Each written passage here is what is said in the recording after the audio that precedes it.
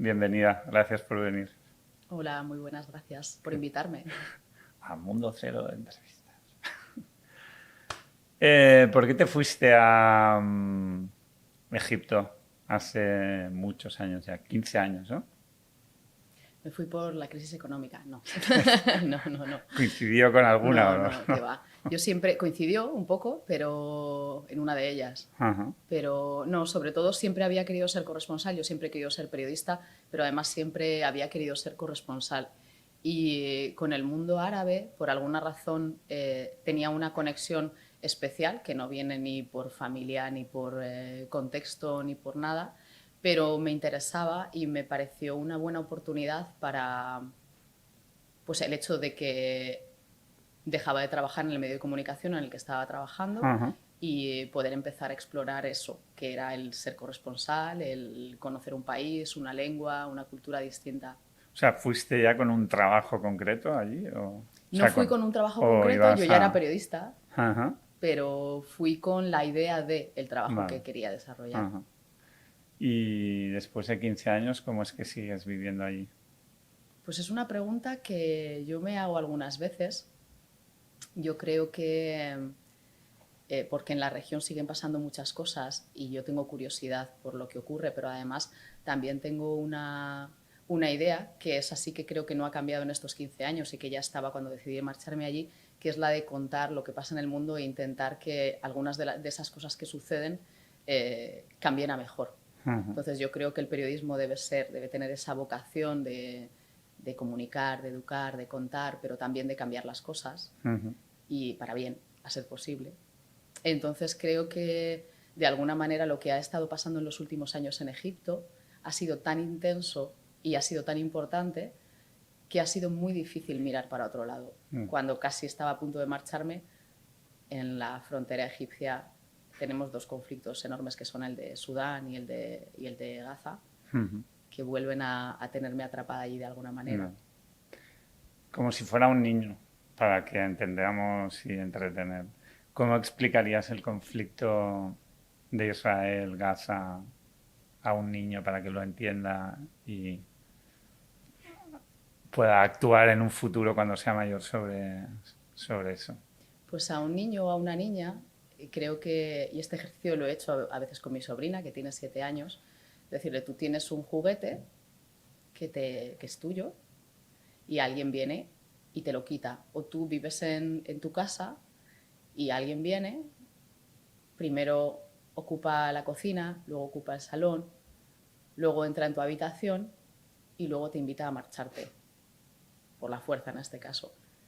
Entonces eso es lo que ha pasado poco a poco en Palestina, que la comunidad internacional, con esa negligencia que a menudo comete cuando llega a los sitios, permitió que se produjera esa situación y favoreció y facilitó el que los israelíes, o en este caso los sionistas, se asentaran en Palestina, y estamos viendo cómo están permitiendo que se les masacre.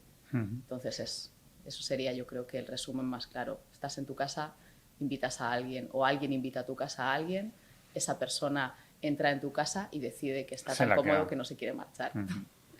Y también para una niña de 7 años, ¿por qué no hacen nada los gobiernos que en teoría deberían de poder hacer algo, tú crees? Pues Europa, Estados Unidos se entiende más, pero bueno, explícalo como si no lo supiéramos.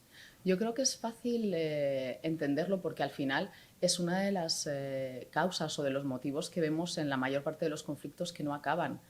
El hecho de que haya tantos intereses económicos y uno de ellos es el negocio armamentístico, hace que no haya voluntad política o voluntad económica de acabar con esos conflictos. Y luego, por otra parte, también está el hecho de que algunos de los países que viven en torno a, pues, en el caso de Israel y Palestina, pues podemos hablar de Egipto, por ejemplo, son países a los que se les está permitiendo que llevan a cabo políticas internas también que favorecen, por ejemplo, cosas como el control de la migración. Entonces, no hay un interés en que haya una...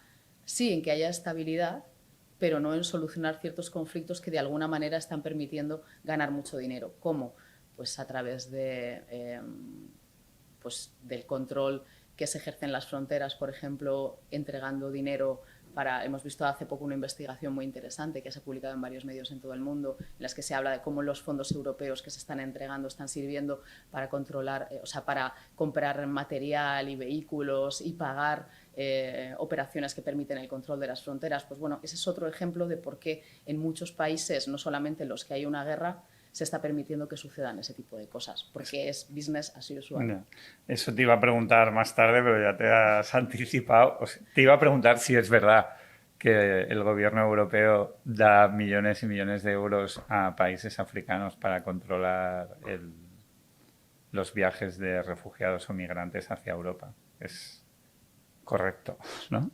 Bueno, yo creo que es algo que hemos sabido desde hace muchos años, incluso yo creo que la ciudadanía lo sabe. O sea, cuando tomamos una decisión como no ir a votar, ahora mismo no te se da exactamente el dato de las elecciones europeas, pero la participación ha sido bastante baja. Entonces, cuando tomamos la decisión de no acudir a las urnas y de no votar, estamos asumiendo una responsabilidad. Y en este caso es no asumir esa responsabilidad, que es elegir a un gobierno que va a aplicar unas políticas determinadas. Entonces, a sabiendas de eso, dejamos que otras personas decidan por nosotros y esas personas están decidiendo entregar fondos que dicen que son para una cosa, aunque nosotros decidimos ignorar para qué se está utilizando en realidad. Lo que tenemos ahora, gracias a esa investigación periodística, es los datos, las cifras, las pruebas de que eso está sucediendo y de que se está haciendo con nuestro dinero y con nuestra decisión de mirar hacia otro lado. No. ¿Y por qué crees que los gobiernos europeos pagan en eso o gastan dinero en eso en vez de en integrar refugiados o migrantes en Europa que hacen falta para mano de obra, para planes de pensiones futuros y tal? ¿Por miedo? ¿Por qué crees que pasa esto?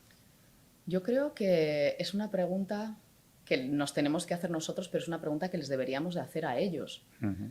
El problema que tenemos es que es lo que te comentaba hace un momento, que asumimos que es algo que no nos atañe. O sea, de alguna manera hemos aceptado o hemos enajenado de alguna manera esa toma de decisiones y nos estamos infantilizando. No es que ellos no quieran, es que no hay nada que les esté obligando a hacerlo. Desde luego, alguien que está haciendo negocios, alguien que está viendo cómo mejora la economía o cómo los números de las empresas que van a lo mejor a ciertos países y hacen negocios y tienen inversiones allí y están obteniendo unos beneficios, está creciendo. Hemos visto sistemáticamente en los últimos años, en algunos de los países a los que he viajado, cómo las embajadas se han convertido más en oficinas comerciales que en representantes diplomáticos, porque interesa más que mejore la economía, que el que haya mejoras sociales. Pues el problema de eso es que tú no le puedes decir a alguien que está haciendo mucho dinero y que además está dando una buena imagen, porque si está mejorando la economía del país o las empresas del país están haciendo más dinero, ¿por qué va a ser eso malo para el país? No les puedes decir, no, mire, es que es mejor que en lugar de darles este dinero o de que nuestras empresas inviertan y que se beneficien de unas condiciones laborales bastante dudosas en países que no respetan los derechos humanos, donde no hay salarios justos y donde además no hay libertades, vamos a ganar un poquito menos de dinero y que se paguen salarios más justos, que esa gente no se la encarcele, que esa gente pueda comer todos los días y pueda comer bien. No. O sea, a la gente no le interesa eso. Entonces, no le interesa porque creo que hemos llegado a un punto, y no creo que sea generalizado, en esto todavía quiero ser optimista, no creo que la gente, que no haya nadie al que no le importe. Creo que sí que nos hemos vuelto muy hacia adentro, que de alguna manera nos hemos vuelto un poco egoístas y no queremos mirar. Pero eso no quiere decir que todo el mundo haga eso. Hay gente que mira. Entonces, por eso la pregunta es como de ¿por qué no lo hacen? Porque nadie se lo está exigiendo. No debemos poner la responsabilidad solamente en ellos, la tenemos que poner en nosotros. ¿Y crees realmente que la población podría cambiar el sistema solo con el uso de voto, o las grandes empresas y poderes por encima lo seguirían controlando? Yo creo que a veces no somos conscientes del poder y de la capacidad que tenemos. Y hablo de capacidad económica y vuelvo, por ejemplo, al caso de Israel y de Palestina.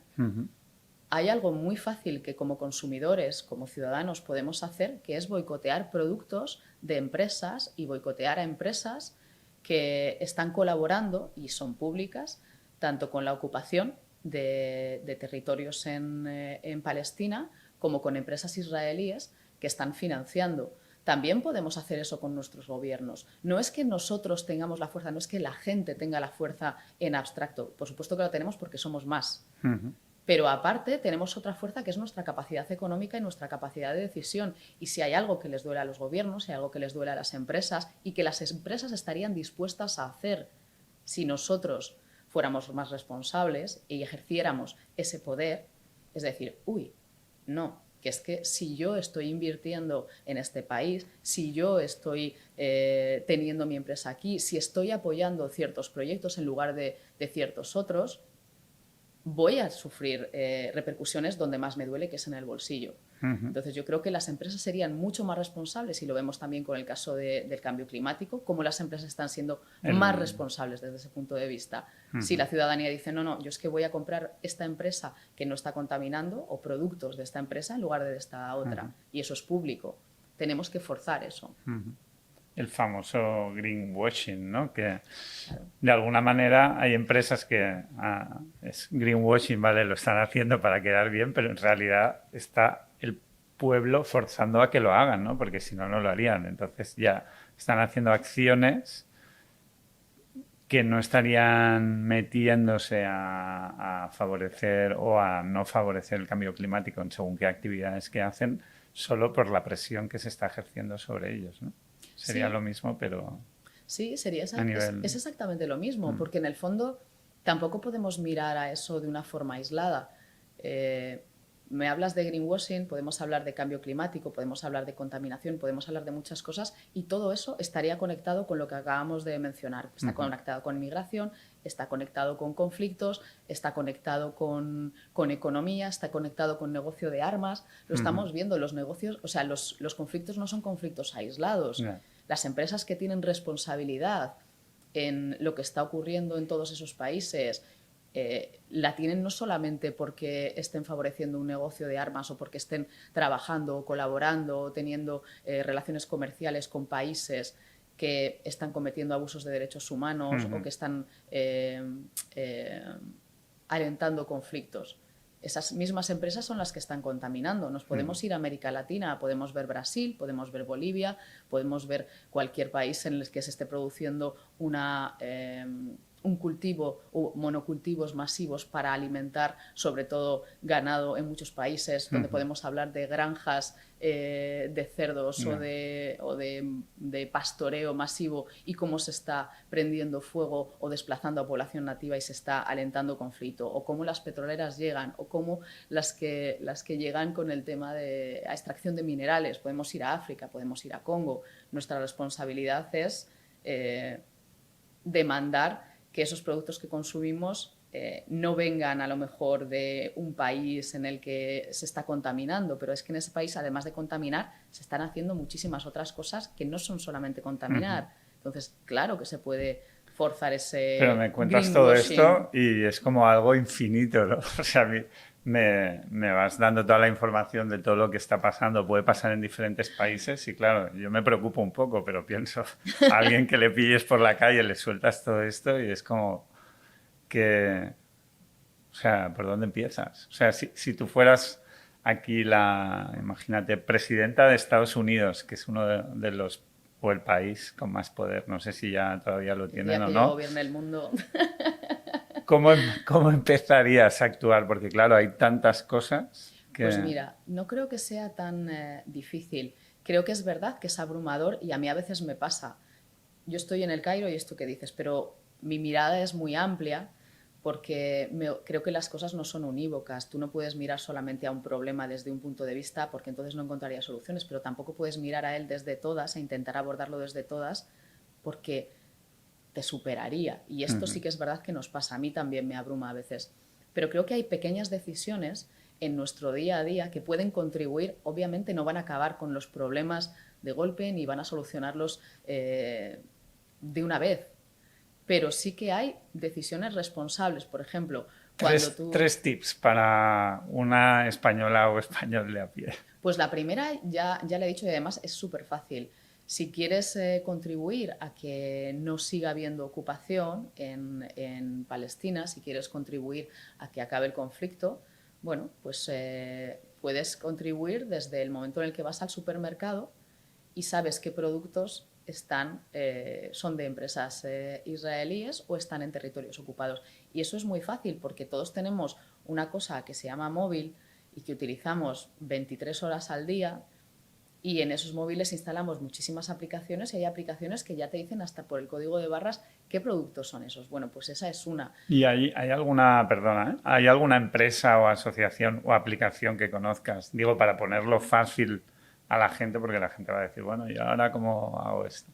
Alguien que se encargue de decir, estas empresas hay que boicotearlas porque están contribuyendo a la guerra, bla, bla, bla. ¿Hay algo o no? Más fácil todavía, Más sin fácil. buscar una aplicación, porque yo a mi madre no le puedo pedir que se descargue una aplicación Vale. o que la busque Ajá. en cualquiera de los...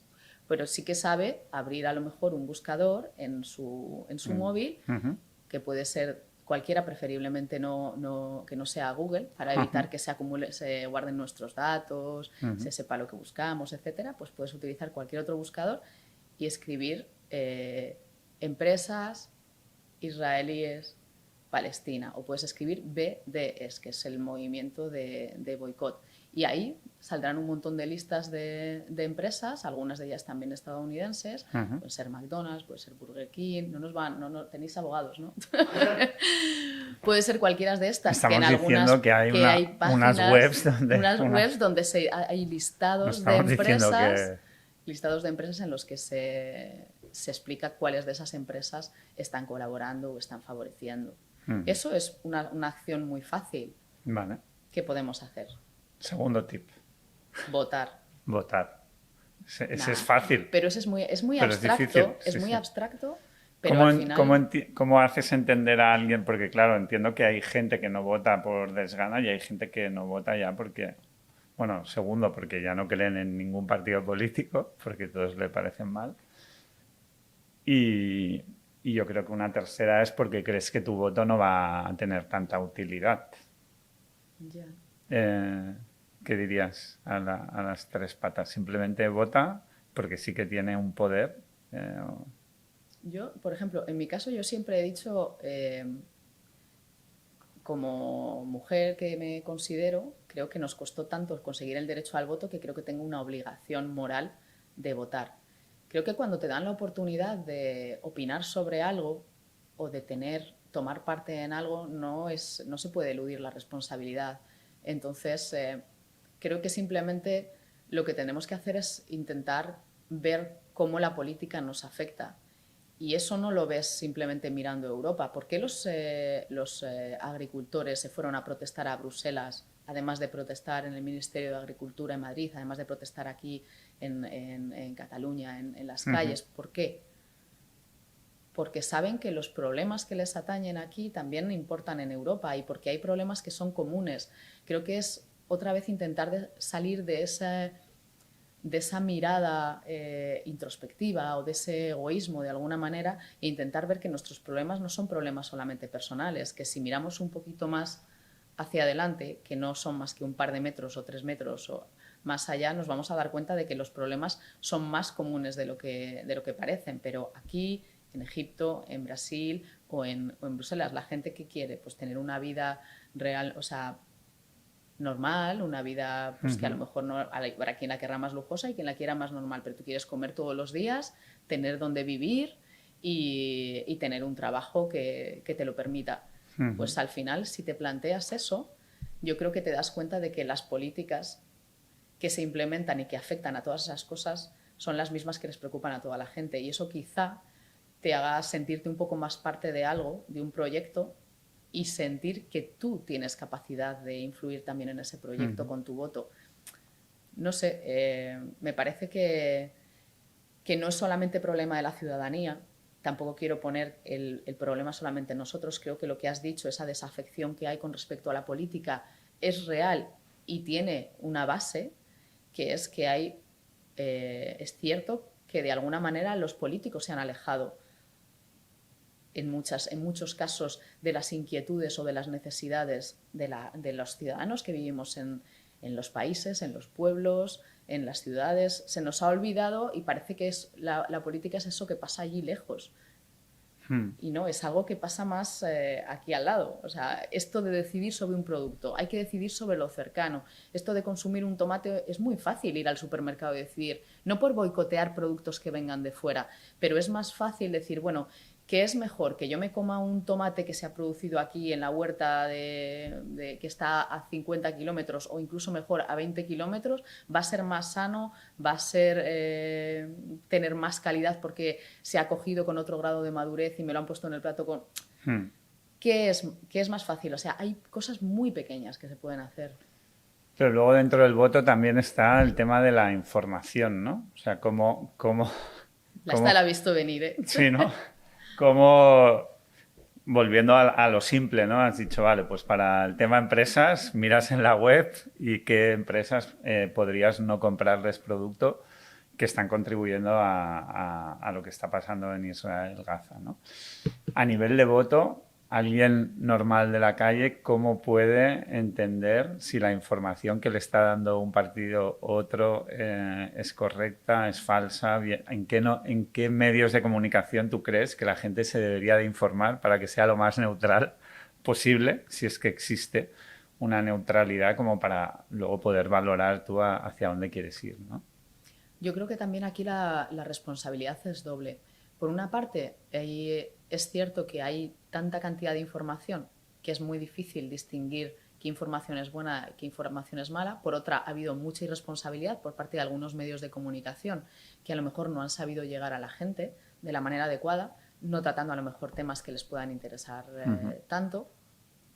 Y por otra parte, creo que también se ha permitido y se sigue permitiendo que los políticos hagan comunicados en lugar de permitir la participación de los periodistas. Por ejemplo, cuando se hace una convocatoria y no se permiten preguntas, bueno, pues si los medios de comunicación, los periodistas aceptan que solamente haya una vía de comunicación, que es la del político, en lugar de permitir que se les cuestione, eso es un error. Lo que estamos permitiendo, yo lo veo de forma distinta porque también es verdad que yo no estoy en España hace muchos años y no estoy siguiendo la política española como periodista, es decir, no interactúo con políticos en España. Mi relación con la política es diferente porque es a un nivel más internacional. Pero es verdad que cuando estaba en España ya existía, hace unos años, ya existía esa percepción de que tú a un político no lo podías cuestionar. Y cada vez está ocurriendo más, que parece que a los políticos no se les puede cuestionar. Que sean...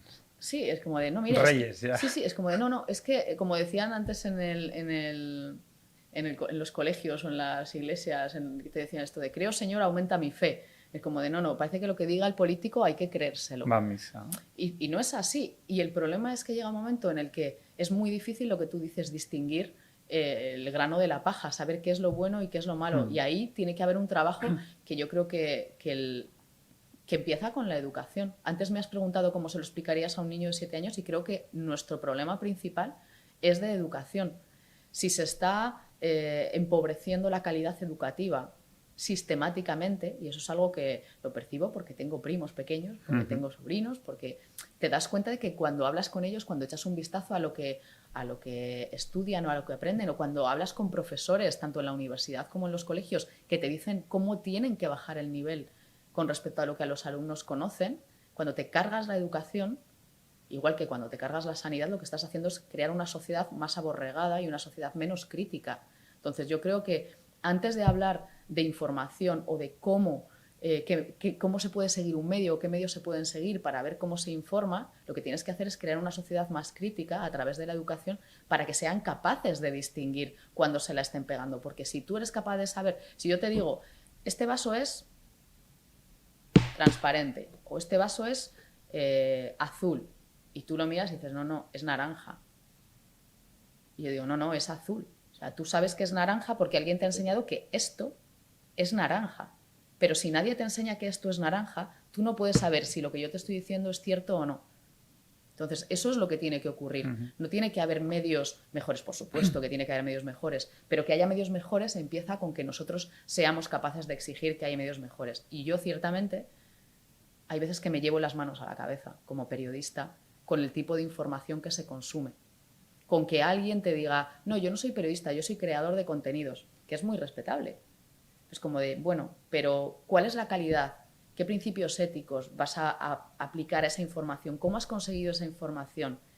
¿Qué tipo de responsabilidad tienes con respecto a quién te informa de eso? ¿Cómo lo cuestionas? ¿Y por qué está pasando eso a nivel de los medios de comunicación, tú crees? Que están empeorando igual que la educación, ¿no? Tercer tip, educación para los niños. Digo, de las 3 cosas para Sí. poder hacer. Sí, no, educación para los niños y educación para los Para los adultos. adultos. Sí, es que hay una cosa muy bonita, por ejemplo, que a mí me está pasando desde que empezó la guerra en Palestina. Yo me he resistido un poco a ser más visible en redes sociales porque no es algo con lo que me sienta cómoda. El periodismo, creo que el periodista jamás debe ser protagonista.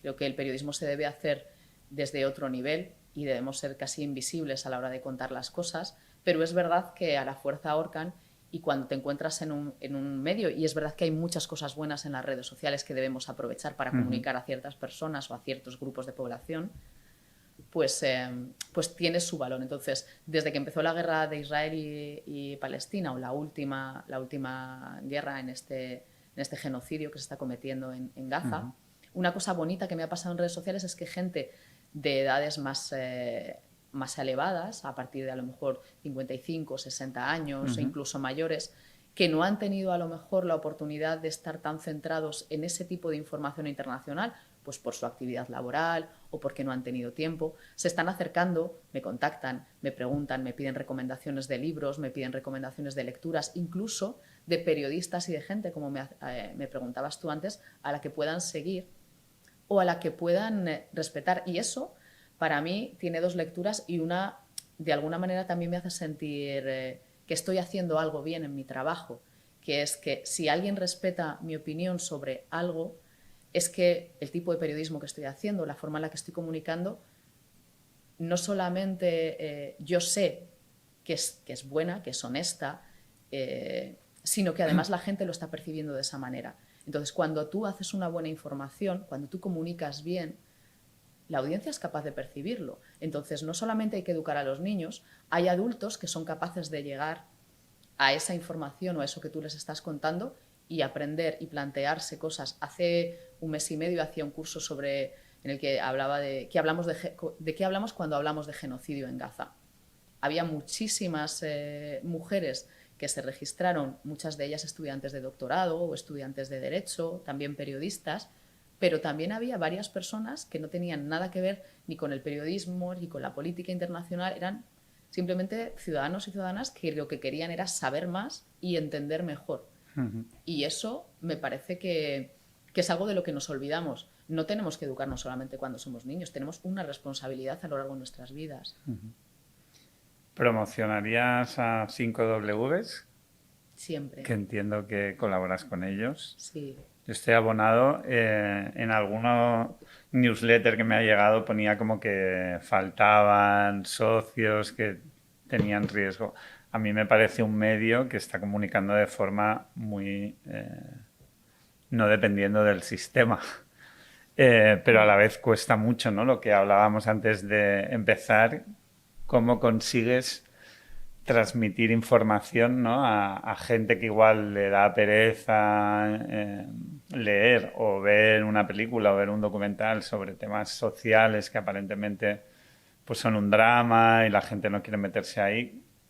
¿Cómo consigues hacer para que la gente, tú crees, sí que quiera leer o quiera ver o quiera escuchar? Yo creo que la gente sí que quiere ver y sí que quiere leer y sí que quiere escuchar. Discúlpame. Sí que quiere ver, sí que quiere leer y sí que quiere escuchar, pero tenemos que aprender a contarlo en un lenguaje que quieran ver, leer y escuchar. Y yo creo que eso va evolucionando con el tiempo. No todo el mundo va al cine o no todo el mundo le gusta ver las noticias, pero sí que le gusta ponerse la radio o escuchar un podcast o sí que le apetece ver una película y comentarlo con sus amigos, o sí que le apetece leer un libro o leer una revista. Tenemos que buscar la forma en la que acercarlo a la gente. 5W tiene una cosa muy buena, que es que tiene gente trabajando muy buena, incluida yo. No, No, todos no. somos colaboradores, Sí. es verdad, pero somos gente que sabemos de las cosas de las que estamos hablando y la gente eso lo percibe. Entonces, lo que tenemos que hacer es buscar la forma de contárselo de maneras diferentes. Hay quien a lo mejor no tiene tiempo material, aunque le encantaría, de leerse un artículo que tiene 5 o 6 páginas o 7 páginas, bueno, pero a lo mejor eres capaz, y ese es un ejercicio que debemos hacer nosotros los periodistas, tenemos que contárselo en 100 palabras o en 50 palabras, en algo que se puedan leer y sembrar de alguna manera la curiosidad para que puedan seguir aprendiendo o sigan construyendo, que entiendan lo que están leyendo o lo que están viendo.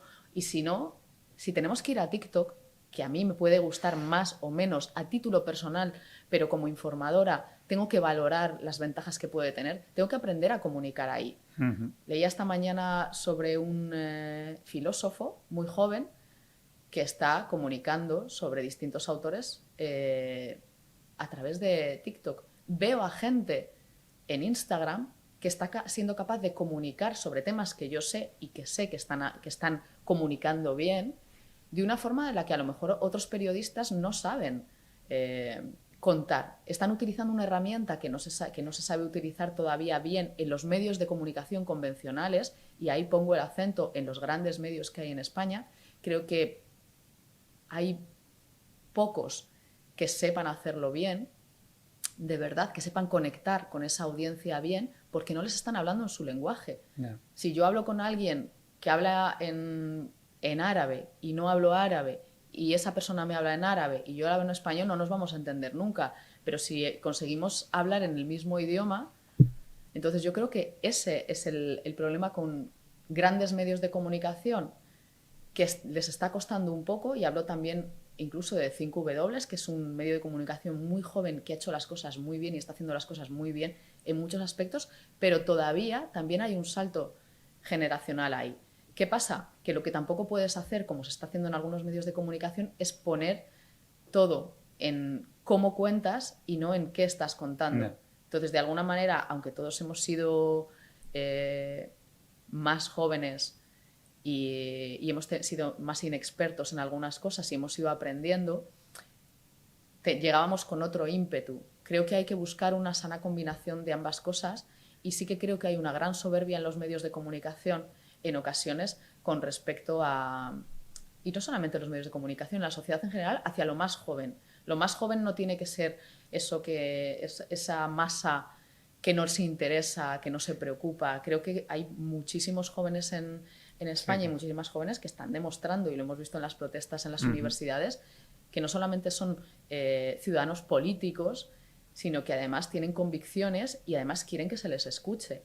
Y eso lo tenemos que trasladar a los medios de comunicación. ¿Cómo hacemos que lo que contamos les interese? Utilizando sus herramientas.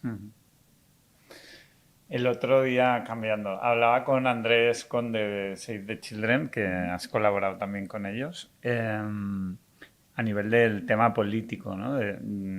Él decía como que solucionar el hambre, por ejemplo, en España, infantil, es una cuestión de una inversión de dinero determinada que en 20 años habría dado sus frutos como para generar más dinero en España. O sea que digamos que a nivel de plan de negocio sale bien invertir ese dinero ahora para luego generar planes de pensiones para nosotros cuando seamos mayores, que seguramente no tendremos. Pero claro, él me explicaba que creía que a nivel político a los políticos les interesa ganar las elecciones, que son el año que viene o dentro de 4 años o lo que sea. Entonces nunca van a poder hacer un plan de negocio a 20 años porque a nivel de información para la sociedad es poco atractivo porque no estás dando el titular de lo que quieren oír ahora. Porque estás proponiendo unos cambios que van a afectar a la sociedad ahora durante unos años, en teoría, a peor, porque igual le suben los impuestos, para que luego vaya a mejor. Entonces, nadie quiere meterse a un plan a 20 años porque lo que quieren es ganar las elecciones. Se preocupan los políticos no tanto de la sociedad como de estar ahí en el gobierno porque eso pues les da su, su economía, digamos. Pues no sé si te acabas de responder tú a la pregunta. No lo sé. Yo pregunto porque tengo menos experiencia en esto. No, no, Pero no lo creo. sí. Mira, ¿Qué opinas? cada vez que mi opinión vale lo mismo que la tuya en este caso, pero sí que creo que partimos de un concepto equivocado, que es como de vamos a acabar con el hambre del mundo y hay que hacer una inversión de tanto. Aproximadamente creo que es desde los años 70 o desde los años 80 Que se va. se produce suficiente comida en el mundo, en todo el mundo se produce suficiente como para que no haya hambre. ¿Por qué hay gente que pasa hambre? Pues primero porque hay otros que están desperdiciando más, no digo que estén comiendo más, y luego porque eludimos nuestra responsabilidad otra vez, y no es algo en abstracto, no es algo grande, no es algo difícil. Muchos de los problemas que hay en el mundo, incluido el hambre, se acabarían si fuéramos un poquito menos egoístas y decidiéramos que en lugar de comprar 1 kilo de tomates, ahora no creo que nadie se lo pueda permitir al precio que están los tomates, pero en lugar de comprar 1 kilo de tomates, que en el que quepan 5 o 6 tomates en ese kilo, y tirar 3 porque se han estropeado en la nevera, pues compráramos lo que vamos a comer. Y si en lugar de consumir carne, las personas que consuman carne de cerdo o de ternera que esté producida en masa en granjas alimentadas con soja de Argentina, que están causando que en ese país la gente pase hambre, a pesar de que está produciendo para alimentar a cerdos en todo el mundo, bueno, pues si fuéramos capaces de pensar en eso y en lugar de consumir esa carne, consumir otro tipo de producto, que puede ser carne, pero que puede ser en menos cantidad, bueno, pues estaríamos asumiendo una responsabilidad que permitiría que los políticos actuaran de otra manera. ¿Qué pasa? Que se ha convertido la comida en otro activo económico, y están negociando con vidas humanas. Me estás hablando de hambre en España. El otro día salían las cifras de que hay 34% de población infantil en riesgo de pobreza en España. Es que creo que hay gente que no se lo cree. Sí, sí, Sinceramente, claro, no. o sea, no he estado en España cuando salieron las Sí. cifras, ni he tenido la oportunidad a lo mejor de preguntarle, pero dímelo tú, o sea, ¿qué Sí, reacción ha habido aquí la cuando, gente no cuando se la lo cree. gente... También yo creo que a nivel social luego hay la vergüenza de enseñar que eres pobre. O sea, que hay como una mezcla de elementos en España que hacen que la gente no se lo crea porque la gente que es pobre lo intenta esconder. Claro, es que Pa- ser Porque luego les pobre... hacen bullying a los niños en el cole si saben que son pobres. O sea, que tiene toda una serie de impactos. Ya, pero fíjate, el otro día resultaba muy curioso, y esto es para que veamos por qué ignoramos nuestra responsabilidad. Nada más llegar, era la fiesta del cole de mi sobrina, que eso tiene 7 añitos, y iban a hacer pues, los típicos bailes, etcétera, y era una tómbola solidaria. Entonces yo pregunté, ¿y a qué proyectos se va a destinar el dinero de la tómbola? ¿Qué se va a ayudar? La mayor parte de la gente con la que hablé, los padres de los críos que estaban allí, no tenían ni la menor idea de en qué se iba a emplear ese dinero. Y me costó buscar a un responsable de la escuela para que alguien me dijera, no, es para familias del propio colegio que están pasando por una situación complicada, por necesidad. El hecho de que la mayor parte de la gente con la que hablé, que por supuesto es un número que no puede ser tomado como algo Sí, significativo, es una muestra aleatoria, pero el hecho de que hubiera mucha gente que no lo supiera implica también que hay un desinterés, como de sí, vamos a hacer una fiesta y vamos a hacer una tómbola solidaria, pero un proyecto que estoy convencida de que en la mayor parte de los casos, como fue mi propia idea preconcebida, es para alguien que está en un país que puede ser Etiopía, que puede ser sí. Kenia, en algún sitio muy lejano, desde luego no para España. Ya. Y fue interesante darme cuenta de que no, es que hay gente en España que tiene necesidad. Es que a lo mejor la persona, lo que tú dices, que está sentada contigo en el cole, sus padres ya no están pudiendo comprar todo lo que necesitan a lo mejor de material escolar, o no pueden comer igual, y por eso, perdona que enlace otra vez con una idea que mencionaba antes, que es la de Egipto, el país en el que vivo todavía. Que haya gente que no pueda comer no quiere decir que no coman, implica que no ingieren a lo mejor una comida de calidad. Ujú. Cuando hablamos de hambre, a veces no hablamos solamente de hambre, hablamos de malnutrición, que tú te puedas comer un montón de hidratos de carbono Todos un los día, días, porque es lo más claro. barato, pues no es sano para el cuerpo. Sí, en Egipto, por ejemplo, los refugiados sudaneses, en muchos de estos países, en esa zona, el té es casi un ritual y es algo que le ofreces a todo el mundo. Y todo el mundo consume mucha azúcar, pero no consume mucha azúcar por esa idea que tenemos de qué golosos son, es que esta gente toma el té con una cantidad de azúcar. No, es que eso es una forma de calmar el hambre. Entonces estás comiendo glucosa y no estás teniendo hambre, pero eso no quiere decir que estés comiendo bien. Entonces, en España, seguramente, aparte de ese 34% en riesgo de pobreza, o aparte de que pueda haber una posibilidad de que haya mucha gente que no coma, Mm. además hay mucha gente que está comiendo pero no se está alimentando. Y entonces, deberíamos plantearnos eso que decía al principio, que si hay comida en el mundo para que todo el mundo esté alimentado y eso no está sucediendo, es porque alguien está comiendo de más, está desperdiciando de más y se está haciendo eso a costa de la vida, de la salud, incluso de la educación de otras personas. Porque cuando hay hambre, vosotros que conocéis muy bien ese tipo de proyectos que se producen en torno al agua, también en África y en muchos otros países, cuando hay hambre, cuando no hay agua, cuando no hay higiene sanitaria, los menores son generalmente los que tienen que acudir a facilitar, o cuando no puedes comer, no puedes estudiar, o cuando tienes que ir por el agua, no tienes tiempo para estar en el cole. O sea, sé que a ti te abruma todo esto que te estoy diciendo porque te estoy viendo la cara No, no. de no, es que me dices todo esto y yo me bloqueo. Pero es verdad que todos los problemas están conectados. Sí. Vemos la pobreza en España y vemos que puede haber hambre en España, pero no es el hambre, es todo lo que va aparejado. Es que esos críos vayan al cole sin haber desayunado y no tengan energía para estar estudiando, o estén con la preocupación de que sus padres a lo mejor no tienen un trabajo, no tienen unos ingresos. Son muchas más cosas aparte del hambre. Y vuelvo a lo mismo, educación e información. Quizás si nos quitáramos esa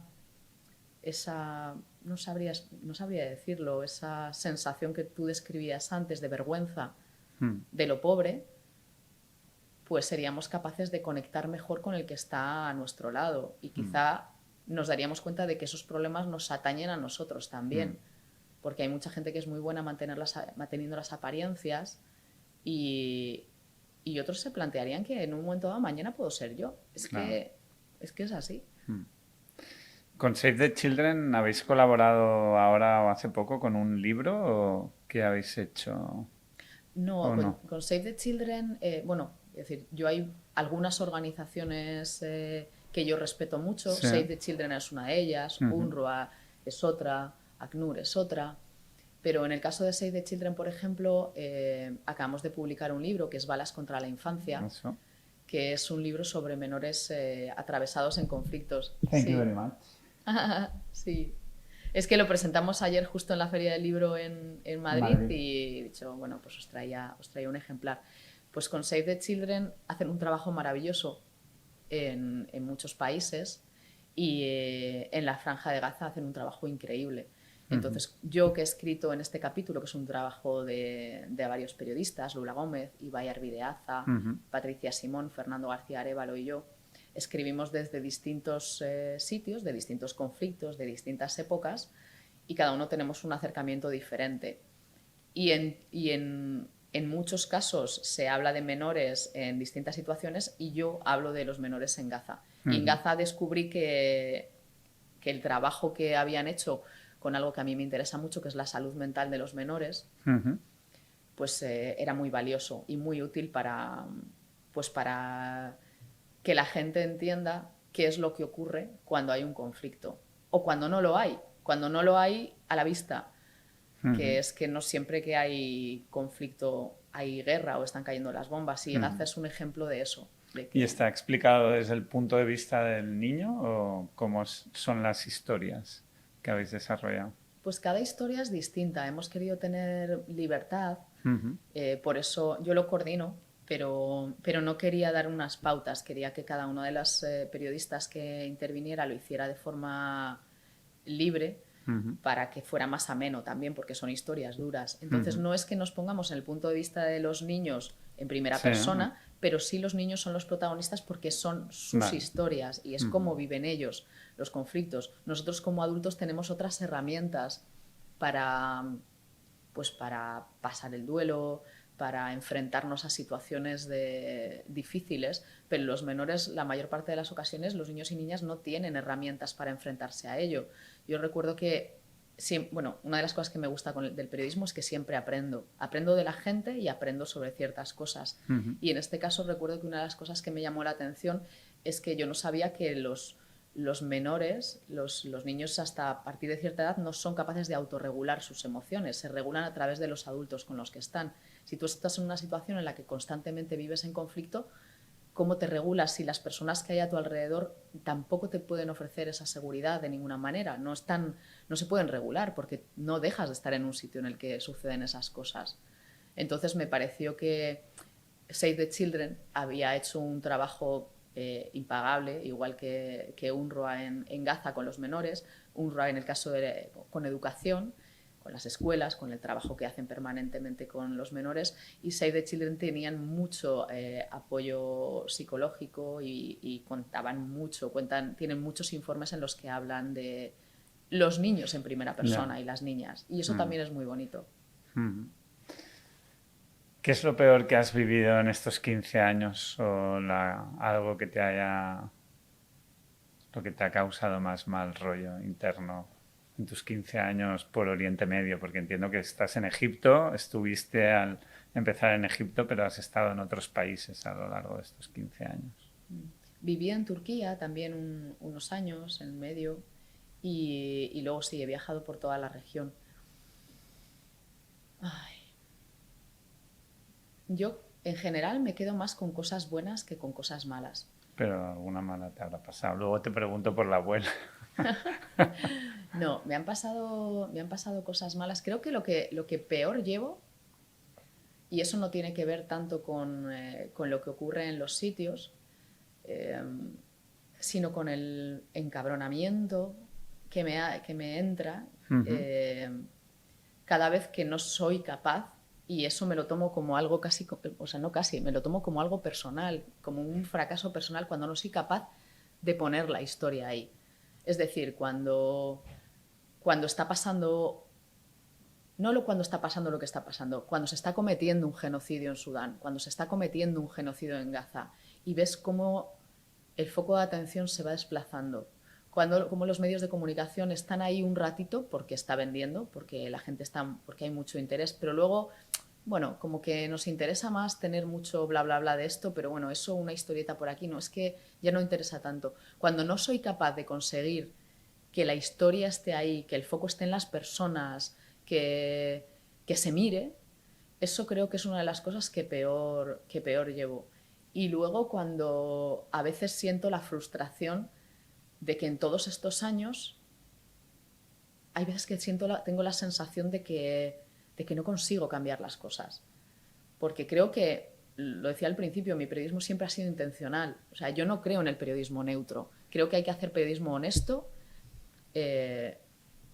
pero no hay neutralidad en el periodismo. El periodismo, igual que el cine o igual que la literatura, se tiene que hacer con un interés. Puede ser el interés puede que intentes conseguir que la gente se evada, que pase un buen rato, pero además tienes que hacerlo con una responsabilidad. Igual que la responsabilidad corporativa esta del greenwashing de las empresas, creo que el trabajo que ejerzo requiere una responsabilidad enorme por mi parte, de esfuerzo personal, de prepararme, de contarlo lo mejor que pueda, de ver lo más que pueda, de explicarlo lo mejor que pueda para que todo el mundo lo entienda. Y cuando ves que hay veces que digo que es la sensación, parece que no cambian las cosas, dices, jo, es que yo llevo 15 años en Oriente Medio contando esto, yendo a Gaza, volviendo de Gaza, yendo a Sudán, yendo a Irak, yendo a Libia. Digo, y es que parece que la gente no despierta, pero sí que despierta.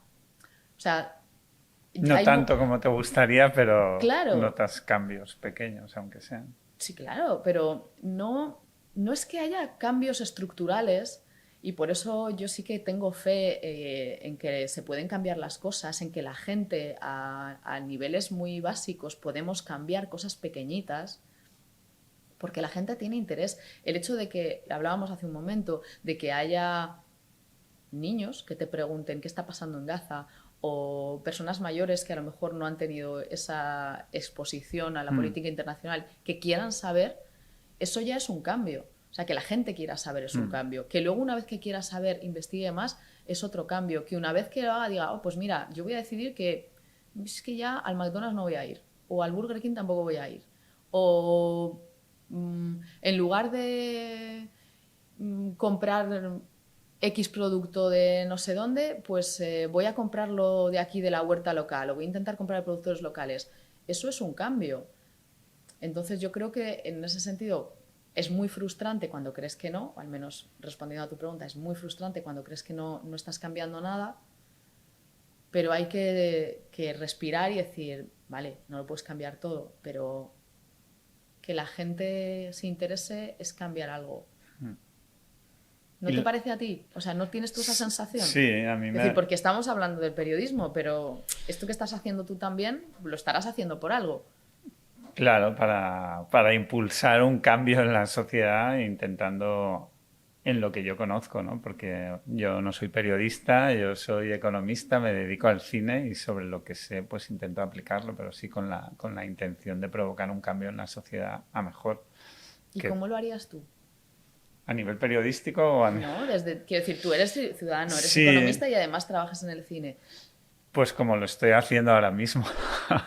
Con estas entrevistas o con las películas que estamos haciendo, pues estamos intentando tratar problemáticas que el grupo que hemos montado pues nos preocupan y creemos que se tiene que saber y conocer más sobre ellas, ¿no? Informarnos, hacer historias que intentemos hacer que la gente vean y que más allá de ver y entretener, pues les sirvan para concienciarse y entrevistar a gente como a ti y como a mucha otra gente, ¿no? Que está intentando hacer cosas por mejorar el mundo, cada uno a su manera, en cada una de las áreas que trabajamos, para dar a conocer más a la gente esas problemáticas, ¿no? Luego el cómo es la duda eterna porque vemos como que hay una línea donde la gente le cuesta más entrar a leer, ver o escuchar una temática concreta y como dices, yo creo pues que sí, seguramente nuestro trabajo y más en mi caso que aún soy más mayor que tú, pues es intentar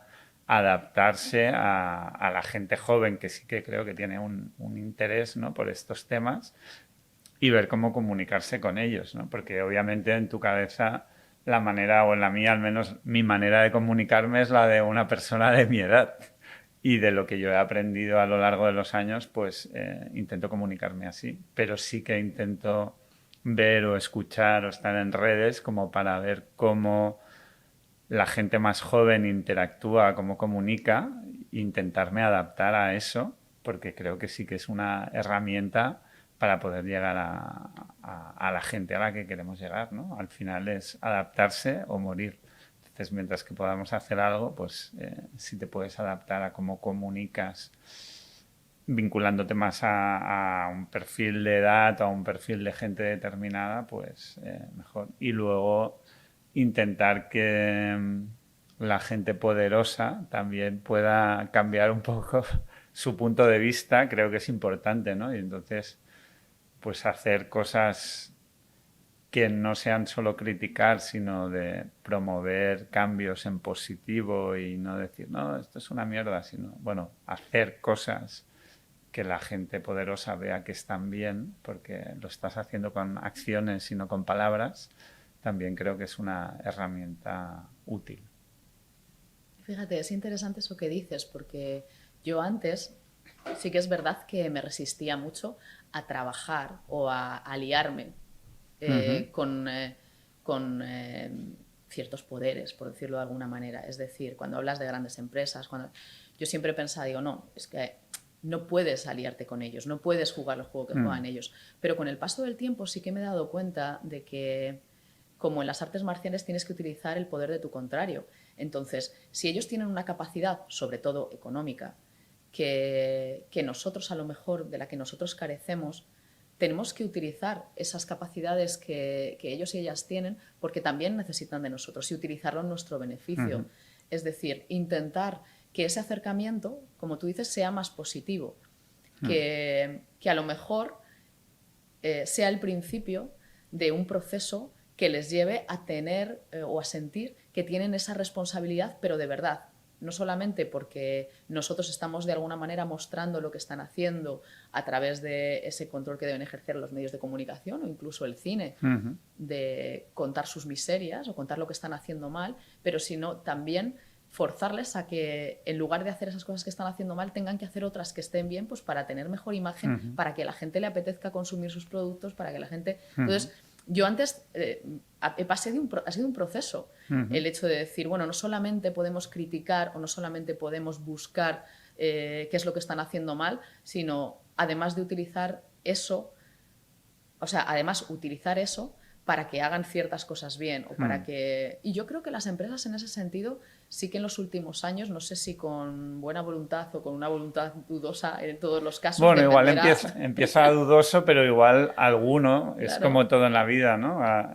Si una empresa, una gran empresa, el que manda más, adquiere conciencia real, más allá de hacerlo al principio porque hay que hacerlo, pues ya has ganado algo, ¿no? O sea, al final no vas a cambiar todo el mundo, pero si vas cambiando de uno en uno, pues... Es que estaba pensando ahora, por ejemplo, con la ropa. Es decir, hemos hablado de alimentación, pero es que todos salimos a la calle vestidos, Sí. afortunadamente. Para algunos, para otros no. Pero bueno, salimos vestidos a la calle. Cuando compramos esa ropa tenemos una responsabilidad.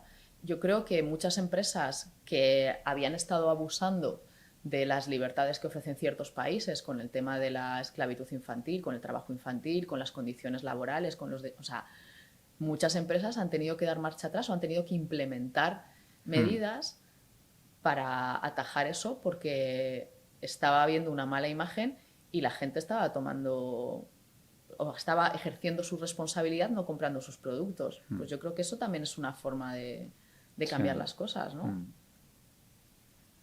Sí, quiero decir, es que hay pequeñas cosas, sí. no todo es algo tan... Bueno, y no todo sale a la grande. primera, ¿no? O sea, que hay que ir haciendo, intentando, y a veces funciona una cosa, a veces no.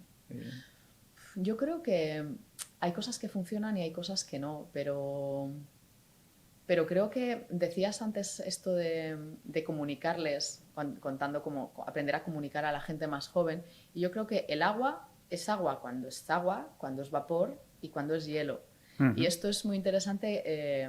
Yo hay algunos periodistas que he tenido siempre como referentes, por supuesto Rosa María Calaf, que es una mujer que ha ejercido siempre la profesión con una integridad abrumadora, capaz de contarte en 30 segundos, que dicen, no, es que no se puede informar en 30 segundos, ¿no? En 30 o 40 segundos en una conexión te daba todos los datos que necesitabas y te concernía, o sea, te importaba. Y otro de ellos era Miguel Ángel Bastenier, con el que trabajé tuve la oportunidad de coincidir en El País hace años. Y el periodismo, él decía siempre que la información es la misma. O sea, tú tienes que ejercer el periodismo, tienes que ejercer esa responsabilidad siempre de la misma manera. Y luego como lo cuentes es lo de menos, eso es el continente, eso es el vaso eso es el agua en formato hielo, en formato vapor, en formato agua, líquido. O sea, va a seguir siendo exactamente lo mismo, da lo mismo como lo cuentes. Si hay a quien le gustan más los polos y a quien le gustan más los granizados, pues bueno, es cuestión de adaptarlo. Pero no creo que sea simplemente generacional. Yo creo que lo que contamos y cómo lo contamos es independiente del medio que utilizamos. Cuentas de una manera en radio, pero al final la forma en la que la gente conecta yo creo que depende más de lo que cuentes. ¿No te parece que si la historia es buena, da lo mismo que se la cuentes a alguien en TikTok que a alguien que se lo cuentes en Instagram? Porque yo hago el ejercicio ese de mirar, eso ¿sabes? sí, lo que igual una historia explicada en 30 segundos es fácil de llegar a según qué perfil de gente. y una explicada en 90 minutos, que es una película, igual da más pereza de ver, ¿no? O una entrevista de 1 hora y media, pues igual la gente le da más pereza. Pues igual debíamos ir cortando. ¿Eh?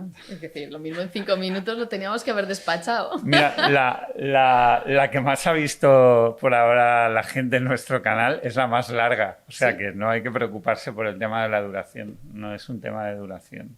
Es un tema de interés. Hmm. Pues entonces me estás dando la razón. Sí, ¿Ves? mira. Ahí Pero quería yo llegar. con un target determinado de gente. O sea, sí que es verdad que al menos el target que tenemos ahora de gente que está viéndonos es de edad más adulta que joven. Entonces, si queremos llegar a la gente joven, igual hay que hacerlo de otra manera. Ya, pero se buscan las herramientas. Yo recuerdo que hay un medio de comunicación que es Al Jazeera Plus, que ahora está en todas partes. Y yo estuve en el equipo que lo empezó. Buscaban periodistas, yo no había hecho tele prácticamente. Editar vídeo y pensar en internet en el año 2013 creo que era, eso todavía era ciencia ficción, y juntaron un equipo de muchos sitios distintos para inventar un formato. Inventamos la rueda, como quien dice, porque inventamos un formato que es el formato de 1 minuto, de vídeos de 1 minuto, en el que no hay locución y solamente hay texto. Y ahora, 11 años después, o sea, nadie se imagina que pueda haber otro tipo de formato. Y ahora estamos viendo un paso adelante, que es que antes veíamos vídeos en redes sociales con sonido y ahora todos tienen texto, porque ya la gente tampoco escucha, Ya. ve. Es como que todos nos vamos adaptando. Y es un proceso que a mí me parece muy interesante y muy creativo. Yo antes decía siempre, a mí me encanta Akira Kurosawa, el director de cine Sí. japonés. Entonces, antes yo siempre decía, bueno, es que hace películas muy largas. Bueno, pues hace nada que he descubierto que las pelis de Kurosawa, algunas son más largas, pero en torno a las 2 horas o una cosa así, y es que ahora vas al cine a ver Cualquiera. auténticos bodrios y todas pasan de 2 horas y todo el mundo se las ve. Y antes todo el mundo decía eso, bueno, el director ese no se lo traga a nadie, que dura 2 horas la película. Bueno, pero Sí, bueno, y no es lo mismo 2 horas y 1 minuto. Y tú me dices que la gente la que más ve es Es la larga. la larga. Pues yo creo que ahí es otro proceso de educación. Que a la gente, si le das la oportunidad y es lo suficientemente interesante, creo que tenemos que Se quitarnos queda, ¿no? nuestros propios prejuicios en ese sentido. Hay mucha más gente interesada en verse o en escucharse podcasts y audios de no sé cuántos minutos de larga duración que a mí me sorprende, porque digo, joder, es que la gente, ¿de dónde saca el tiempo? Pues saca el tiempo y saca el interés. Sí, sí. Pero el tema tiene que ser bueno. Entonces, creo que tenemos que hacer Es nuestro trabajo. Tenemos ¿no? que hacer nuestro Hacerlo trabajo. Bien. Hacerlo bien. Sí. Lo mejor que te ha pasado en estos 15 años, que hemos hablado de lo peor, pero lo mejor a nivel profesional, o Lo mejor que la me ha cosa que más pasado. te ha impactado. Bueno, a ver, quiero A decir, nivel- antes tampoco te he contado nada lacrimógeno. Si quieres llorar un poco, Te has sobre quedado- algún te has temita. quedado muy- No, me queda ahí como en lo Muy neutra, muy superficial. neutra. Si queremos captarla. Si queréis captar la atención, tengo que poner un poco de emoción, ¿vale? No, os voy a contar las dos, os voy a contar varias. Vale, venga. Momento batallita. No, a ver, creo que la gente para mí es lo más bonito de este trabajo. Aprender todos los días cosas, tener la oportunidad de conocer a gente diferente en distintos sitios y no dejar de crecer personalmente, humanamente, creo que es uno de los mayores regalos de esta profesión, que es durísima porque yo soy periodista independiente, es algo que no hemos mencionado, pero ejercer el periodismo... Independiente, que para niños o adultos que no conocen, que quiere decir que no no soy trabajas para asalariada, alguien. soy autónoma, vaya. Ajá. Por favor, hay que hacer algo con respecto a las cotizaciones de los autónomos en España. Y a los periodistas nos beneficiaría Aquí mucho somos todos eso. autónomos. Aquí somos todos autónomos. Pues, ¿qué te voy a contar? Pues eso, que siendo periodista independiente o siendo periodista freelance es muy difícil ejercer el periodismo. Yo he sobrevivido ejerciendo el periodismo porque vivo en Egipto, que es un país muy barato, pero el periodismo, el buen periodismo, la buena información es muy cara. Cubrir un conflicto es carísimo y creo que ese es otro de los problemas que nos está abordando, que hacer información es cara y la precarización de la profesión tiene un impacto directo en la calidad de esas informaciones. El que en lugar de pagar a una periodista como yo, que lleva 15 años en Oriente Medio y no acepta, porque yo no acepto que se me pague mal o que se me pague por debajo de unos estándares, porque creo que no se puede, porque precariza a todos, supone que se coja a otros, pero el hecho de que no haya ya corresponsales, por ejemplo, en los países o en las zonas propios en plantilla de los medios de comunicación, es otra forma de precarización. Que yo esté allí supone que no se le paga un seguro, un sueldo estable, etcétera, etcétera, Ya. a un corresponsal. Entonces hay una precarización ahí. Y bueno, yo creo que es importante decirlo. Pero bueno, aparte de eso, La gente, lo mejor. lo mejor, incluso siendo periodista freelance, es la gente. Es el hecho de vivir en un sitio y en un país y en contacto constante con personas que están también en situaciones complicadas, pero de las que aprendes mucho. Primero aprendes del privilegio que tienes, del que tenemos todos, porque había un vídeo muy interesante hablando de redes sociales de un sueco al que le preguntaban si se sentía orgulloso de ser sueco y él decía algo así como que no se sentía o cómo se podía sentir alguien orgulloso de algo de lo que no tomaba parte. Tú naces en el sitio en el que naces por casualidad. Bueno, nosotros somos privilegiados por nacer donde hemos nacido, por tener un pasaporte válido que nos permite viajar, que no se nos restringe el movimiento, por tener a lo mejor o haber nacido en ciertas familias. Bueno, pues yo aprendo de la forma en la que todas las personas que no tienen esos privilegios son capaces de afrontar todos los días y cómo hacen un poco su vida. Pero luego también aprendes de cómo se enfrentan a situaciones y cómo intentan cambiar las cosas con las herramientas que tienen. Hay un poema de Kipling, creo que es el que se habla de construir con herramientas gastadas. Pues es un poco eso. Cada uno juega con los elementos que tienen. Si eres periodista freelance pero quieres hacer buena información, juegas con los elementos que tienes. Si eres cineasta, juegas con las herramientas que tienen. Las personas que viven en esas situaciones tan difíciles lo tienen peor que nosotros y yo aprendo de cómo abordan cosas que a lo mejor yo no sabría cómo abordar Desde España, ¿no? sí, desde España o sin tener el privilegio que tengo. Digo, es que como es... El otro día, te voy a contar una cosa triste. Vale. El otro día estaba haciendo un reportaje sobre la subida del pan subsidiado en Egipto. El pan ha subido para... Hay un 70% casi de la población que en Egipto vive bajo el umbral de la pobreza, eso es aproximadamente con menos de €1 al día, y hay ayuda por parte del Estado a través de unas tarjetas. Bueno, pues el pan que obtenían con esas tarjetas a muy bajo precio ha subido un 400%. Y yo estaba intentando hacer una historia. En primer lugar, nadie quería hablar en cámara, ni siquiera los que producen el pan, por miedo a las represalias del gobierno, porque es un tema tan sensible que nadie quería hablar. Pero luego además la gente no es que no quiera hablar, es que ya no saben qué hacer. Estaba sentada hablando con un señor que me estaba explicando esto, me estaba diciendo por qué tienen miedo de hablar, por qué no pueden quejarse de esa subida y cómo les va a afectar. Y llegó una niña sordomuda con el dinero que utilizaba todos los días para comprar el pan de su familia, que es lo que decíamos antes, su única alimentación, solamente comen pan durante el día porque era una familia muy pobre y no tenía dinero porque valía 4 veces más. Yeah. Entonces la gente que estaba sentada en la panadería al lado intentó darle dinero, pero ya tampoco lo quiso. Entonces se produjo una sensación que no es porque sea la más dura en cuanto a crudeza, de alguna manera, como puede ser estar en una guerra o ver lo que ocurre en Gaza o ver cómo los niños no pueden dormir porque hay bombas de sonido constantes incluso cuando no había ataques israelíes sobre la franja, o cómo no pueden comer o cómo tienen sarpullidos por la contaminación del agua, o no sé, no es algo tan así, pero fue algo tan duro ver a una niña que debía tener, pues no sé, 11, 12 años, que va a comprar el pan, como he podido ir yo millones de veces cuando era pequeña al salir del colegio, y ver que no tienes dinero para comprar el dinero, que es lo que va a comer, o sea, el pan, que es lo que va a comer tu familia, que me pareció una de las cosas más duras. Y creo que ese tipo de historias, sin ser las más cruentas, son las que nos hacen darnos cuenta de que estamos más cerca de esas personas de lo que nos parece, porque mañana, aquí cuando la gente no podía comprar el aceite de oliva para ponerle a la ensalada porque los precios empezaron a disparar, sería a lo mejor el equivalente. Es como, no, mire, es que antes pagaba 2,5 € por el aceite de oliva y en mi casa solamente se comía aceite de oliva y ahora tengo que comprar cualquier otra cosa. Pues esas sensaciones creo que son las que nos sirven para entender cómo hay problemas comunes y cómo estamos más cerca a esas personas.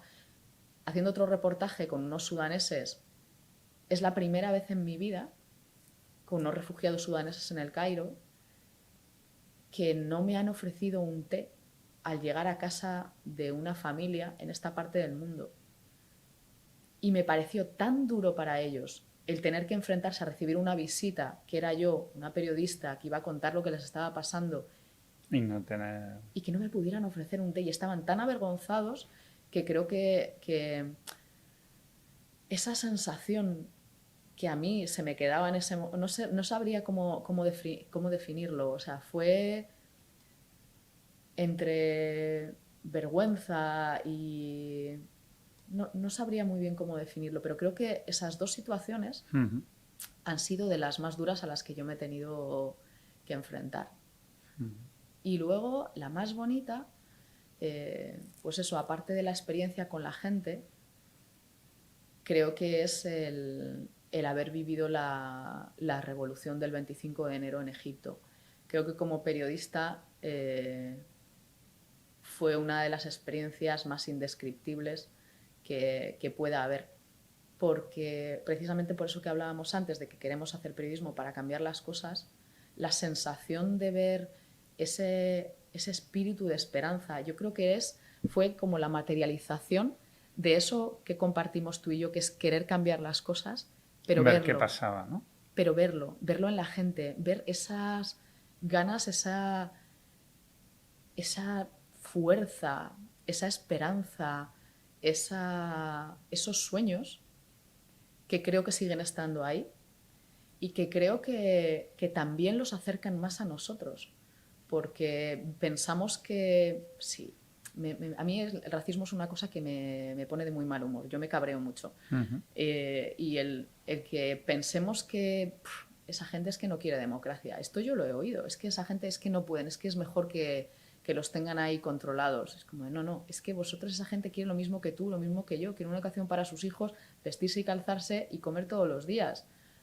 Y yo creo que verlo en directo, no sé, fue como ver una peli. Yo me imagino que los que hacéis cine debe ser un poco esa sensación, el construir ese relato, para mí fue muy especial, personal y profesionalmente. También es un poco... no sé, egocéntrico el hecho de decir, soy la que está contando, o sea, pero no por vivirlo yo, sino por contarlo, por tener ese poder que tiene el periodismo de explicar a la gente las cosas, de contarles, mira, que no os cuenten películas, lo que está pasando aquí es esto, esta gente tiene estos sueños, tiene estas pasiones, son como vosotros, como yo. Esta columna que escribía el otro día también en 5W sobre esa familia sudanesa, es un hombre pobre, es que ese señor es como yo, o como tú, como yo no porque no tengo hijos, pero como alguien que tengas hijos, es como tu familia. Y creo que eso es algo que tenemos que hacer más a menudo, el ser capaces de demostrar las similitudes más que las diferencias, fijarnos más en lo que nos une que en lo que nos separa, que puede sonar muy, muy naif, no sé si suena muy... ¿A ti te suena esto como muy...? No suena naif, pero yo creo que hay gente que le suena como algo imposible o como que no se ve reflejada en según de dónde hablemos, ¿no? O sea, el tema, por ejemplo, de Ucrania-Rusia, el apoyo que se ha dado a ucranianos entrando en Europa es muy diferente al que se le ha dado a la gente que estaba cruzando el Mediterráneo hacia Lesbos. Sí. Y en realidad son las mismas personas, lo que pasa que unas tenían un color y otras tenían otro, ¿no? O no sé por qué se ha dado tratos diferentes en un lado y en otro. A mí me gustaría entenderlo también. Eso es otra de las cosas que me frustra mucho y que me cabrea mucho en su momento. Que no seamos capaces de ver que estamos mucho más cercanos, somos mucho más cercanos, por lo menos en España, a lo que ocurre al otro lado del estrecho o a lo que ocurre en países como Palestina, que somos mucho más cercanos incluso culturalmente, aunque no sea religiosamente, que a lo que ocurre en Ucrania. Tenemos mucho más en común con ellos. Pero es algo bonito también, por ejemplo, que en el otro lado yo no percibo. O sea, yo cuando voy como española a países como Palestina o a Egipto, la sensación es la contraria. Es como que ellos nos sienten parte de ellos, y no solamente por el Al-Ándalus, que es otra cosa que también te recuerdan de vez Otro en tema. cuando, es otra historia, pero sí que es verdad que la gente se siente muy cercana a España. Hombre, yo mi color es bastante... o sea, Sí. yo podría tener perfectamente venir de por ahí. Tú, Alguno de mis genes. hombre, en España ¿Eh? yo creo que tenemos genes de esa parte del mundo casi todos, ¿no? Sí, seguramente. Sí, yo creo que sí que tenemos un poco de allí. Lo que pasa es que, no sé, creo que somos perezosos. Antes hablaba de egoísmo, pero yo creo que es que a veces somos vagos. Esto de que nos lo den todo hecho, Bueno, es que lo fácil a la gente le gusta. O sea, el sacrificio es algo que cuesta, ¿no? Bueno, no sé, yo he ¿tú crees llegado a que es la... sacrificio? ¿Eh? ¿Tú crees que es sacrificio? Bueno, no sé si llamarlo sacrificio o el esfuerzo. O sea, yo creo que a la gente esforzarse le cuesta. Es como que cuando algo te lo dan hecho, es más fácil que no tener que esforzarte por hacerlo. Y seguramente haya gente que le gusta esforzarse y conseguirlo por sus propios medios. Y hay otras personas que no. ¿A Entonces, ti qué te hace perder el interés? ¿qué me hace perder el interés? Pues a mí mucha palabra y poca acción me hace perder el interés. O sea, yo me considero más una persona de hacer cosas que de hablar. Entonces, a veces cuando la gente habla y te cuenta y habla de no, y esto, porque tendría que ser así, ya sea, pues eso me hace perder el interés. ¿Pero en la gente o en las cosas? Porque estaba pensando en esto que hablábamos antes de la información Ajá. y de cómo mucha gente desconecta, o cómo hablaba, lo que hablaba yo, Sí. sobre todo.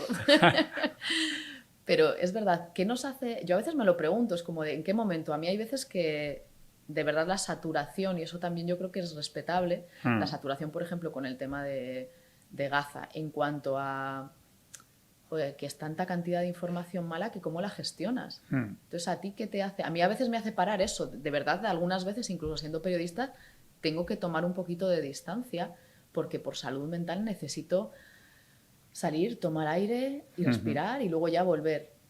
Y en tu caso, En mi caso, a veces es no saber si la información que estoy leyendo o recibiendo es correcta o no es correcta, según de dónde venga. Me llega mucha información y eso me abruma como para decir, pues, no sé por dónde tirar. ¿y qué crees que te haría cambiar de... O sea, como decidir, Cambiarme. cambiar de... Sí, Bueno, seguramente tener como la tranquilidad de poder seguir a un medio en el que crees que lo que te está dando es neutro y verdadero, ¿no? Es como, no sé, cuando tú hablabas antes de periodistas a los que tú aprecias, ¿no? O que te han parecido que la información que daban en 30 segundos o lo que sea, pues es válida, ¿no? Cuando tú tienes a alguien que confías en su criterio, en lo que está haciendo, y te parece neutral y te parece que la información que da es la correcta, pues tienes más predisposición a estar atento a lo que esa persona esté diciendo versus si tienes mucha gente que todos te dan igual y que no conoces a nadie suficiente como para poder decir, vale, pues esta persona me parece que tiene criterio como para entenderlo, ¿no? Es como yo hago una película y a veces pues dejas el montaje y se la enseñas a gente antes de acabar el montaje definitivo para que te den consejos. Entonces, según qué director vea esa película y te dé unos consejos, le haces más caso o menos caso, porque crees que tiene un criterio más adecuado a lo que tú crees que debería ser. o sea que no, esto es muy bueno porque hay un artículo estupendo en el New Yorker que te lo voy a mandar, Vale. que dice que no cambiamos de opinión, o sea que solamente buscamos aquellas que nos refuercen. Entonces eso es muy peligroso, porque yo decía antes que es verdad que hay gente que a lo mejor no conoce tanto de un tema, pero que se esfuerza y qué tal, pero ¿hasta qué punto somos capaces de tener un impacto en el que alguien, por ejemplo, que tiene un concepto muy crítico sobre los palestinos, por ejemplo, o muy favorable al Estado de Israel, pueda cambiar en función de lo que le estamos contando. O sea, ¿cómo podemos hacer eso? Es que es interesante. O sea, yo creo que cambiar de opinión sí que podemos cambiar de Sí. opinión.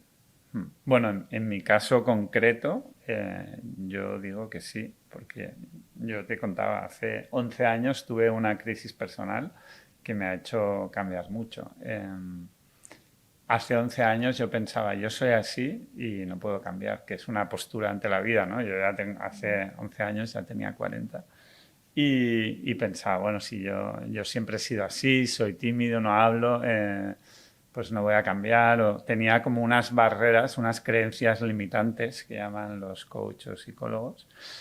Eh, y era como que para mí, todas las personas, mi visión de mí era la misma que yo tenía sobre el resto de las personas, que tampoco van a cambiar, que ya son de una manera, no se puede cambiar.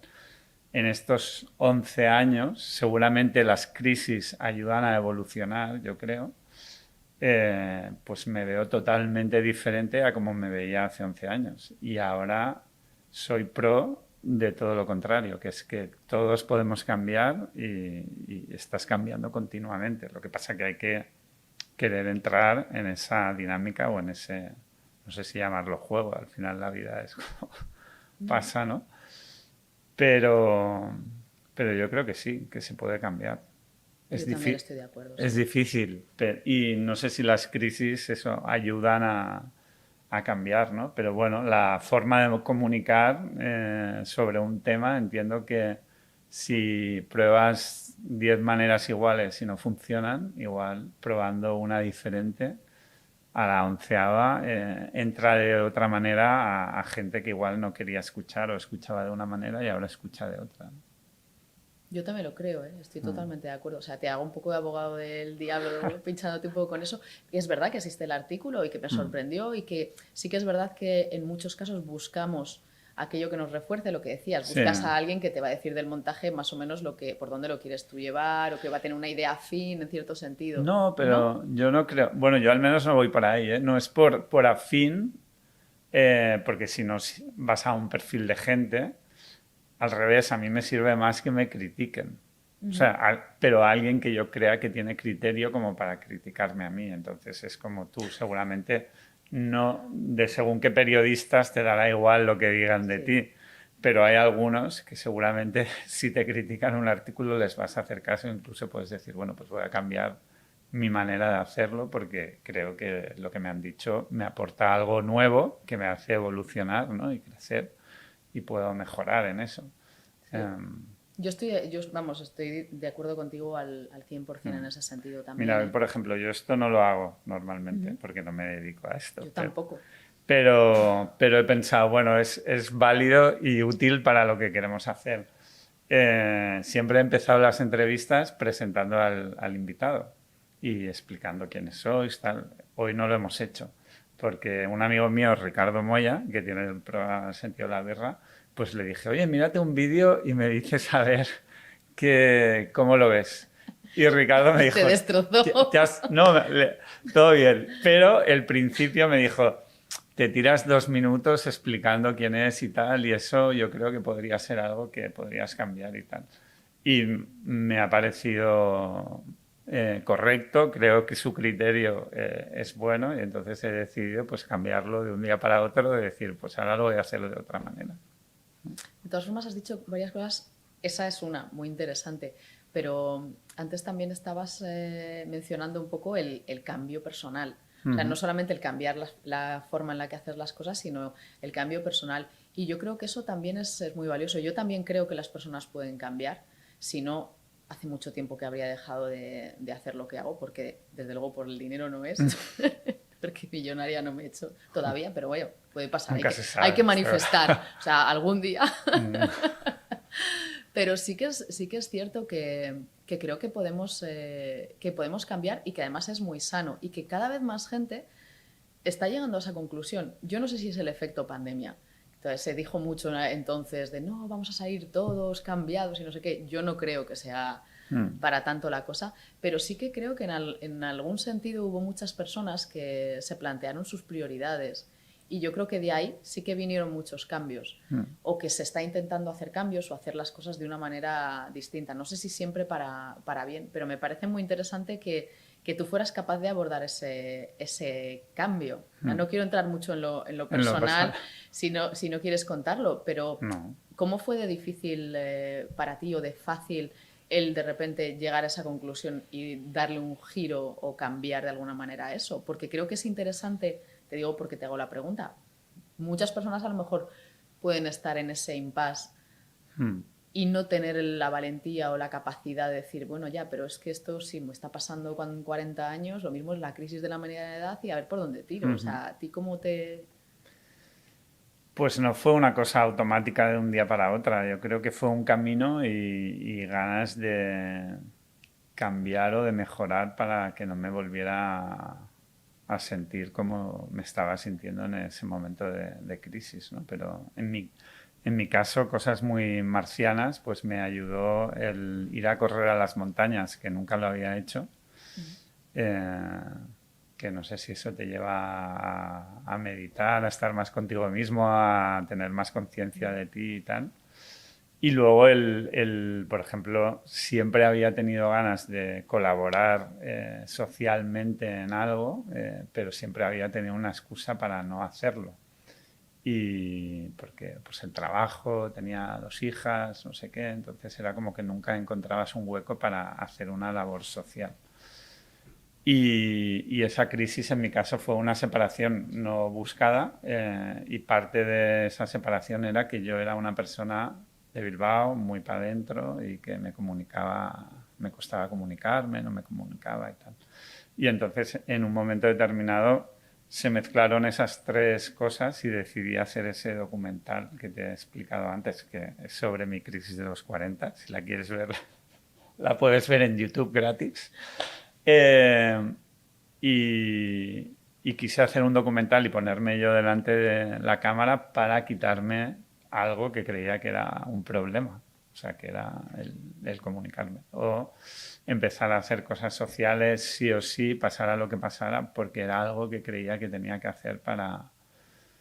Y seguramente eso de correr en las montañas me ayudó, pero no fue una cosa de un día para otro de, mira, pues ahora ya voy a ser de una manera o de otra, sino que a lo largo de no sé, 5 años, pues haciendo día a día un trabajo hacia un camino, pues me llevó a luego darme cuenta pues que sí que se podía cambiar, ¿no? Que podías crecer, que podías ir hacia otros caminos. Yo estuve 11 años sin dirigir películas, por miedos también a si era lo suficientemente bueno o no haciendo películas como director, porque no habían tenido un súper éxito y entonces era como, igual me tengo que dedicar a producir solo, porque producir que se dé números y tengo idea de quién puede ser buen director y tal. Y gracias a todo este viaje que hice, pues al cabo de 10 años, en mitad de este proceso decidí ponerme a dirigir, también porque me noté como que me daba igual o ya no tenía miedo a lo que opinara la gente, sino que si quería sacar o explicar algo que pensara que era útil para la humanidad de alguna manera o en el tema concreto de lo que a mí me interesaba, pues que lo iba a hacer y me daba igual lo que pasara. Entonces, bueno, no sé, te estoy contando ahora yo en mi vida y es al revés. No, pero tiene mucho que ver con lo que estamos hablando y también un poco con mi experiencia personal sin haber pasado por ese proceso.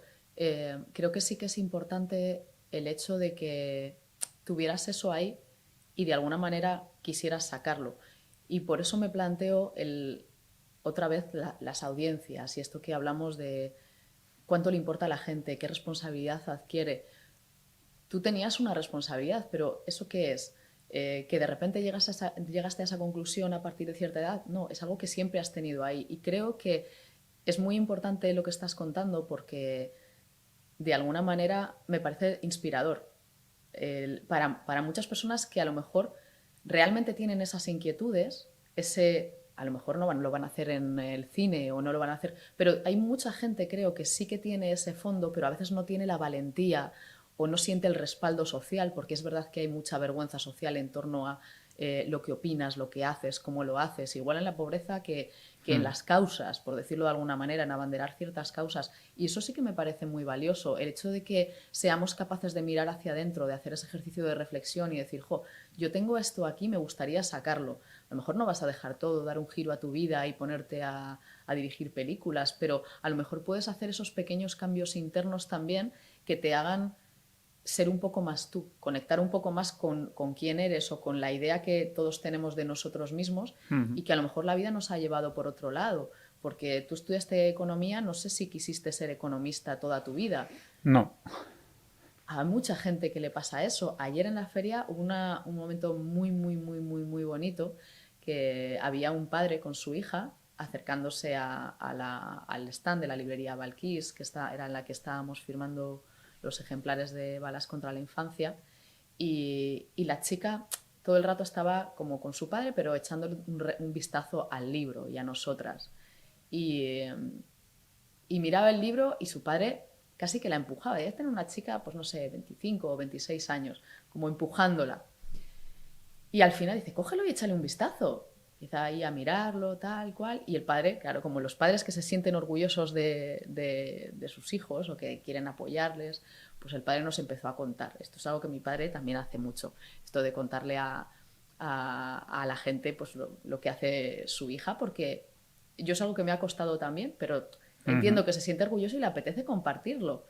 Pues este señor lo que nos dijo, bueno, es que mi hija hace mucho estos temas porque ella es trabajadora social. Bueno, a ver, ahora está trabajando en hostelería, pero su corazón está ahí. Y lo dijo de una manera en la que me has recordado mucho eso que decías tú ahora, de yo tenía ahí eso y sentía que no hacía lo suficiente, que no me comunicaba lo suficiente o que era muy para adentro porque no tal. Has buscado una manera de expresarlo y no solamente de expresar quién eres tú o cómo eres tú, sino también una forma de expresar la idea del mundo que tienes o la idea del mundo que quieres y cómo lo quieres. Entonces, a esa chica le pasaba eso, es como, no, bueno, ahora está trabajando en hostelería, pero ella en realidad donde quiere estar, y había estado ya unos meses, pero quería volver, había sido en Kenia trabajando con niños en paliativos, en cuidados paliativos. Y me pareció tan valioso y tan injusto muchas veces hacia la gente más joven el que pensamos, no, no puede. Creo que deberíamos trabajar más para facilitar, no que todo el mundo pueda hacer siempre lo que le dé la gana, pero sí buscar la manera de que esas capacidades puedan desarrollarse de una manera que sea menos restrictiva, porque sí que es verdad que no sé qué tipo de educación recibiste tú, pero al menos la que yo recibí, que es la estándar que en España, pues me parece restrictiva en ese sentido, el que no se permita explorar ciertas capacidades o ciertas inquietudes como pueden ser precisamente, pues eso, el trabajo voluntariado, Creo que si tienes esa inquietud, hay veces que lo buscas, pero hay un momento en la vida en el que parece que tienes que elegir entre ser economista o ganar mucho dinero o tener un coche determinado y una casa determinada o el hacer esas otras cosas. Y esto es como lo de las empresas de antes, es como de, pero ¿por qué hay que elegir? ¿Por qué yo tengo que elegir entre ser periodista y ser profesora? ¿O por qué tú tienes que elegir entre una cosa y la otra? No, es que a lo mejor hay que buscar nuevas vías y tenemos que trabajar juntos en buscar esas nuevas vías de pensamiento y esto que estamos haciendo ahora me parece un ejercicio muy sano en ese sentido. Creo que en España estamos necesitando muchas más vías de expresión, de trabajo, de debate, que la filosofía desaparezca de los colegios me parece una barbaridad, porque lo que tenemos que hacer es fomentar eso, el poder compartir, el poder hablar y el poder buscar eh, esa realización personal aparte de la económica. Últimas preguntas rápidas te hago. Sí. Para entenderte mejor o saber un poco más de ti. ¿Qué quieres ser de mayor? Yo quiero seguir comunicando y creo que parte de eso está en que haga esto que estamos haciendo hoy.